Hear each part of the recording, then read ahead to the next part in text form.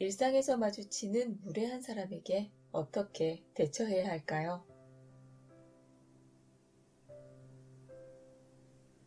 한 예능 프로그램을 보다가 놀라운 장면을 목격했다. 흔한 토크쇼 형식으로 여러 출연자가 서로 이런저런 얘기를 나누는 프로그램이었는데 한 남자 연예인이 코미디언 김숙에게 이렇게 말했다. 얼굴이 남자같이 생겼어. 그는 평소에도 속물적이거나 무례한 질문을 막 던짐으로써 출연자들을 당황케 하는 게 특기였다. 이럴 때 보통은 그냥 웃고 넘기거나 자신의 외모를 더 희화화하며 맞장구를 치는데 김숙은 그러지 않았다.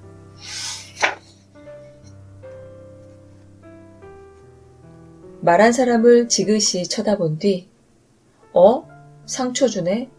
하고 짧게 한마디 했다. 감정이 느껴지지 않는 건조한 말투였다. 그러자 상대가 농담이라며 사과했고 김숙도 미소 지으며 곧바로 괜찮아요 하고 사과를 받아들이면서 자연스럽게 화제가 전환되었다. 이 장면을 보고 나는 많은 생각을 했다. 여자들은 일상에서 얼굴 평가, 몸매 평가에 적나라하게 노출된다. 더욱이 예능 프로그램에서는 여성의 대립구도를 자주 활용한다. 외모가 아름다워서 칭찬받는 여성, 그리고 그와 비교되는 외모로 남성들에게 놀림받는 여성의 구도다. 여성들은 몸매가 항아리라거나 가슴이 작다거나 못생겼다는 등의 놀림을 받으면 한술 더 뜨면서 함께 웃곤 한다. 혹시라도 기분 나쁜 티를 내면 농담일 뿐인데 왜 이렇게 예민하냐며 프로 불편러 취급을 받기 십상이라 대부분 그저 참는 쪽을 택한다. 그렇게 참고 참다 어느 순간 불만을 털어놓으면 상대는 이렇게 말할 것이다. 그걸 네가 싫어하는 줄 몰랐는데 진작 말하지 그랬어. 특히 나이 어린 여성일수록 권위적이고 남성 중심적인 우리 문화에서 자기 표현을 어떻게 해야 할지 몰라 당황하고 상처받는 것을 많이 보았다. 그들은 일상생활에서 느끼는 불편함을 그대로 드러냈다가는 이해받지 못할 것 같아 두렵고 군대식 문화에 익숙한 남성에 비해 조직 생활에 맞지 않는다거나 사회성이 떨어진다 같은 평가를 받을까봐 속마음을 숨긴다. 그러고는 계속해서 곱씹는 것이다. 곱씹다 보면 결론은 늘 나의 문제로 수렴된다. 내가 오해 살 만한 행동을 했을 거야. 그 사람은 그럴 의도가 아니었는데 내가 너무 예민하게 구는 거 아닐까 하는 식이다. 그러다 보면 그 사람이 나에게 상처를 주었다는 사실은 사라지고 그 자리에 지나치게 예민한 나만 남는다. 그렇다고 강하게 불쾌감을 표현하면 감정적인 사람이라는 평가를 얻기 쉽다. 어떻게 그런 식으로 말할 수 있죠? 저 지금 너무 불쾌하네요. 같은 표현은 명확하긴 하지만 웬만한 강심장이 아니고서야 시도하기 어렵다. 한국 정서상 연장자나 상사에게는 그런 표현을 더더욱 하기 힘들다. 어릴 때 나는 감정 표현의 적절한 농도를 몰라 관계에서 자주 실패했다. 그런 건 아무도 가르쳐주지 않았다. 논쟁 끝에 상대를 비난하는 말하기의 길로 빠지거나 분에 못 이겨 화를 내며 엉엉 울어버리는 경우가 대부분이었다. 참고 참다 그냥 관계 자체를 끊어버리기도 했다. 그래서 항상 궁금했다. 무례한 사람을 만날 때 어떻게 하면 단호하면서도 센스 있게 의사 표현을 할 수 있을까? 김숙의 상처 주네 라는 말이 오래 기억에 남았던 건 그래서였다. 간결하면서도 단호한 사실 그 자체인 이 말은 상대를 구석으로 몰지 않고서도 자신이 말하고자 하는 바를 성공적으로 전달했다. 상대는 곧바로 사과했지만 상처 준 사람이 되었고 김숙은 깔끔히 사과를 받고 넘김으로써 쿨한 사람이 되었다. 여기서 끝이 아니다. 김숙에게 사과한 상대는 그동안 전혀 제지받지 못한 행동에 한번 제동이 걸림으로써 이 행동이 문제가 될 수 있다고 자각하는 기회를 얻었다. 그건 사실 그의 인생에서도 다행인 일이다.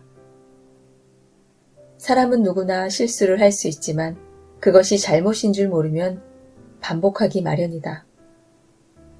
높은 자리로 올라갈수록 나이 들수록 무례한 사람들이 많아지는 건 타인에게 제지당할 기회를 얻지 못해서이기도 하다. 수평적인 의사소통이 부족한 사회에서는 갑질이 횡행할 수밖에 없다. 김숙이 감호장 캐릭터를 내세우며 남자는 조신해야죠. 술은 남자가 따라야죠. 와 같은 반사화법을 쓰는 것도 흥미로웠다.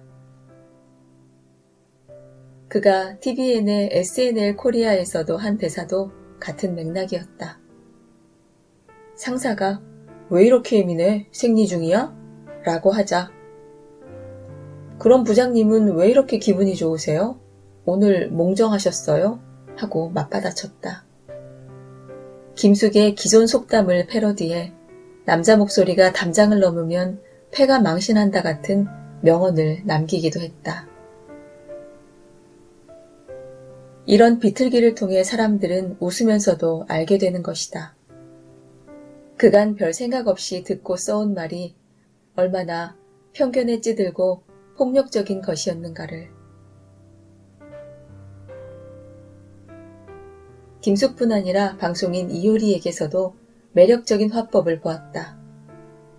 이효리가 한 예능에 출연했을 때 진행자가 핑클로 활동하던 당시의 춤과 노래를 보여달라고 했다. 사전 조율이 없었던 것 같았고 상당히 집요한 요구였다.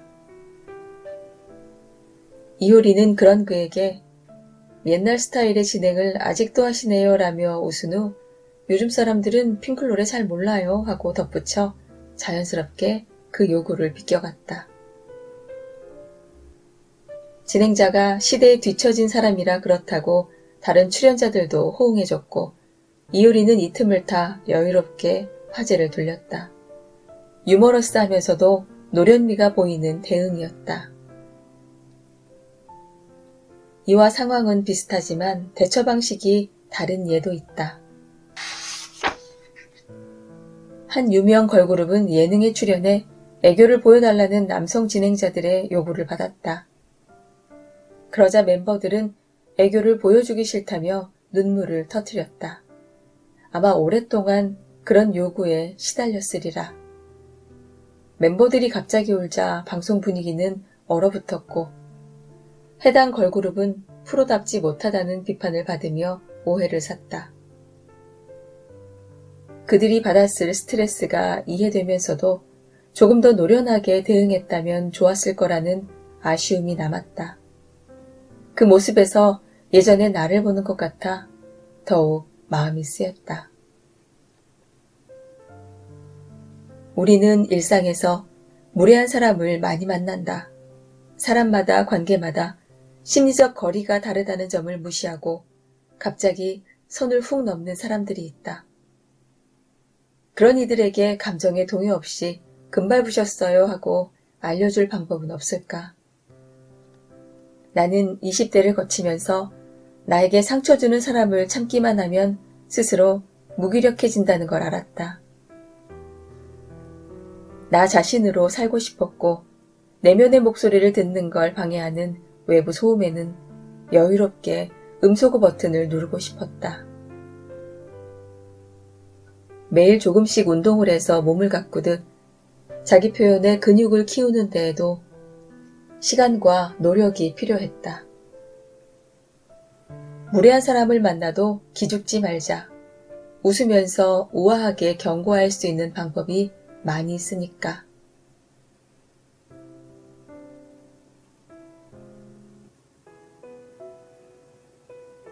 살다 보면 무례한 사람을 만나기 마련이다.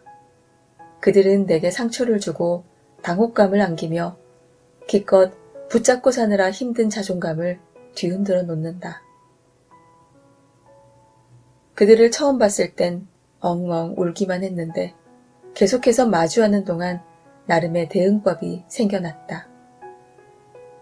그들을 만났을 때 내가 대처하는 방법에는 여러 가지가 있다. 첫 번째는 문제가 되는 발언임을 상기시켜주는 것이다. 우리는 자유롭게 말할 수 있지만 다른 이의 인권을 침해하지 않는 범위 내에서만 그렇다.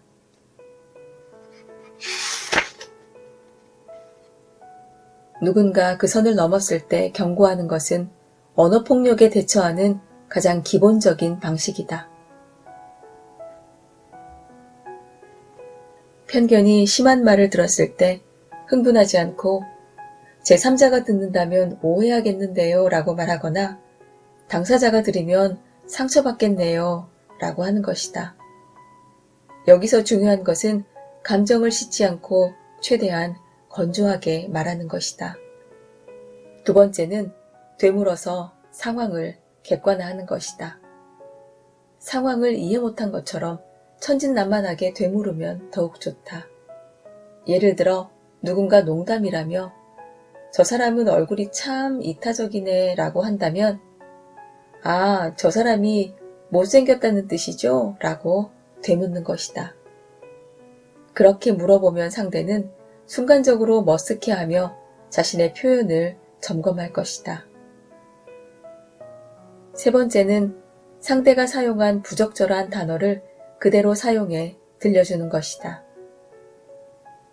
예를 들어 누군가 영감탱이는 욕이 아니라 친근한 표현이라서 썼다라고 한다면 저도 친근하게 영감탱이라고 불러도 될까요? 하고 응수할 수 있다.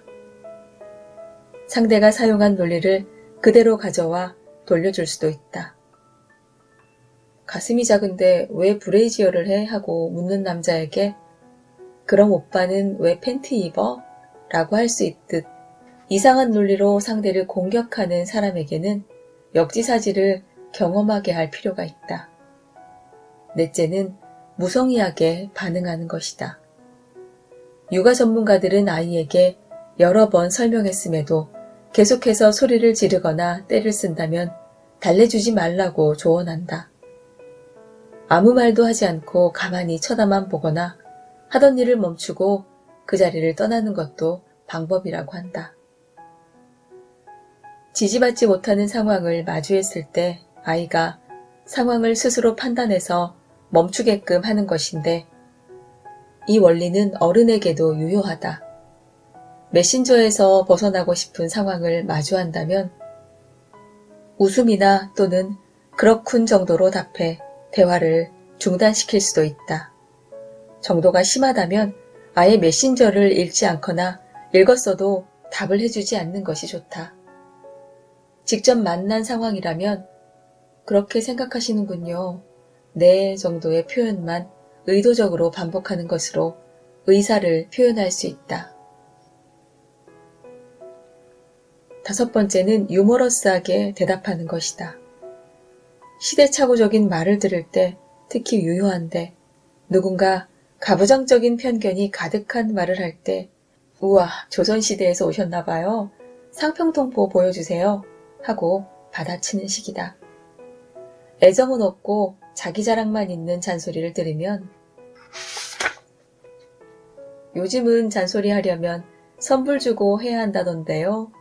라고 하거나 저희 부모님도 30년 동안 노력하다 포기하셨는데 어떻게 가능하시겠어요? 하고 농담하듯 받아치면 상대도 더는 말을 이어가기 힘들 것이다.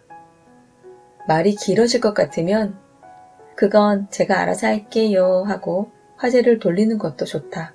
단 농담을 자연스럽게 하는 데는 내공이 좀 필요하므로 경험치가 좀 쌓인 후에 시도하길 추천한다.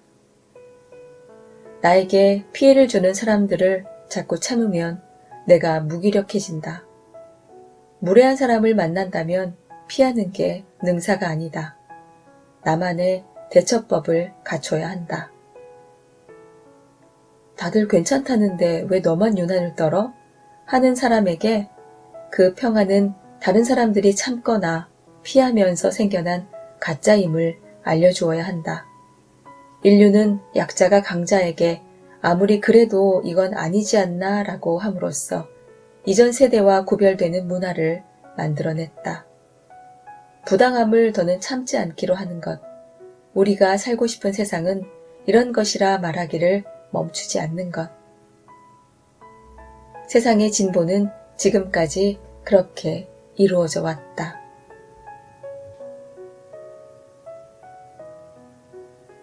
2015년 1월의 어느 날 강변북로를 지나던 중 교통사고를 당했다. 당시 사귀던 남자친구가 운전을 하고 있었고 나는 조수석에 있었다. 사고는 뒷차 운전자가 속도를 줄이지 않아 일어났다. 가해자는 당일 감기약을 먹어 졸음을 참을 수 없었다고 경찰에 진술했다. 우리 차는 뒷차에 받치면서 밀려나가 오른쪽 가드레일을 받고 멈춰섰고 조수석 차문이 통째로 날아갔다. 거기에 꽂혀있던 지갑과 함께 내 기억력이나 체력 같은 것도 그때 많이 날아갔는데 아직도 못 찾고 있다. 이 사고로 골반과 발목이 골절되고 방광이 파열됐다. 응급수술을 했고 이어서 2번의 수술을 더 받았다. 회사는 휴직했고 5개월 동안 병원 신세를 졌다. 이 사고로 나는 이전과 달라졌다. 체력이 급격히 떨어지면서 시간관념이 달라진 것이다. 많은 청년이 그렇지만 젊을 때의 시간은 무한하게 느껴진다. 필요하면 하루 이틀은 잠을 안 자고도 쌩쌩하며 에너지가 금세 충전되어 많은 사람을 동시에 만날 수 있다. 나 또한 체력이 아주 좋아 멀티플레이가 당연한 생활을 해왔다. 퇴근 후 항상 무언가를 배웠고 사람들 만나는 약속을 하루에도 여러 개씩 잡았다. 하고 싶은 일이 있으면 잠을 줄이면 됐다. 나의 시간과 에너지가 한정되어 있다는 생각을 할 일이 없었다. 그것들은 언제나 가득 차 있었다. 20대 후반에 겪은 교통사고는 나의 몸 상태를 완전히 바꿔놓았다. 사고 후유증으로 뛰지 못하며 체력이 떨어져 밤을 새우는 것이 불가능해졌다. 전과 달리 12시가 되면 꾸벅꾸벅 졸기 시작한다. 체력이 떨어지니 불편한 사람을 만나면 에너지가 급속도로 방전되는 것이 느껴진다. 시간관념도 달라졌다.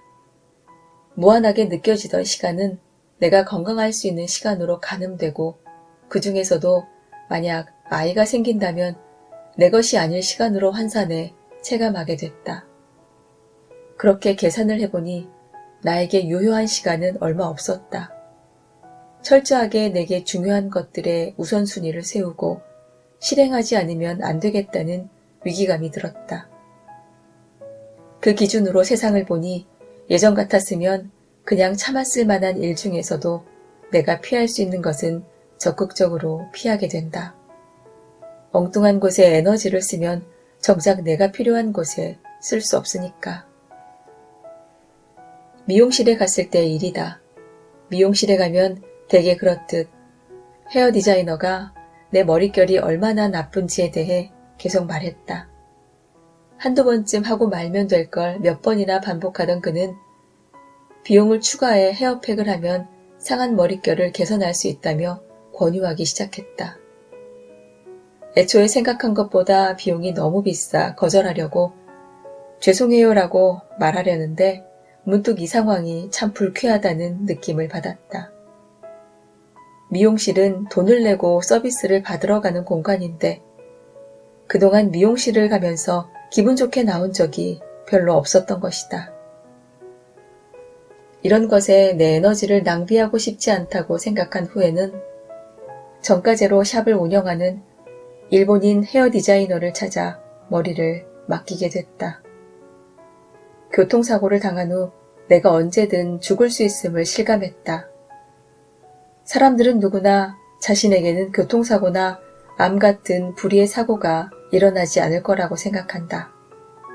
나 또한 마찬가지였다. 그런데 정작 내가 그런 일을 당하고 나자 이 불확실한 세상에서 다른 사람들에게 끌려다니는 인생을 살다가 갑자기 인생이 끝난다면 얼마나 억울할까 하는 상상을 자꾸 하게 된다. 다른 사람의 기대에 부응하려 애쓰지 말고 내가 원하는 사람으로 살아야 한다. 후회하지 않는 인생을 살기 위해서 내가 자꾸 되뇌는 것은 이것이다. 나의 시간과 에너지는 한정되어 있으니 가치 없는 곳에 쓰지 말 것. 오늘의 나를 행복하게 하는데 최선을 다할 것.